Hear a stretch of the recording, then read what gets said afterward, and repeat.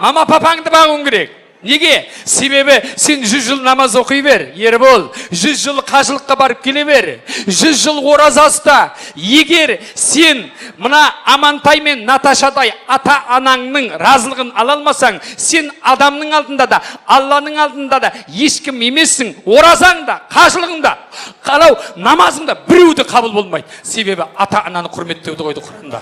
Сондықтан да Амантай мен Наташаны құрметте. Соның разылығын алып қал екеуінің. Сенде бар, сен шүкір ет, біреуде екеуі де жоқ. Сенде екеуі де бүтін төрт құбылаң тең, тіл көз тасқа. Осы екеуінің разылығын алатын болсаң, сенен бақытты адам болмайды. Жәннат анау анаңның табанының астында. Сондықтан да ұмытпа. Таңертең тұрда әйгерімді сүйме, таңертең тұрда папаңның басынан сүй, мамаңның екі көзінен сүйсең, Алла тағала саған қабыл болған қажылықтың сауабын жазып қояды. Мінекей, ата-ананы құрметтеу деген осы. Ата-ананы құрметте. Сосын алып отқан анау әйгерім аманатыңа қиянат жасама.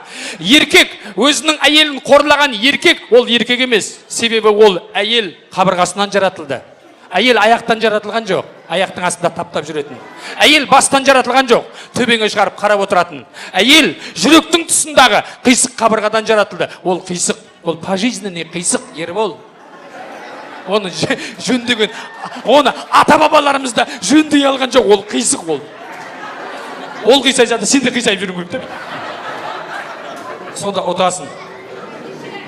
Әйелді жеңген ешкім жоқ қой. Әйелді жеңгендер бар, олар бірақ жындықханада да.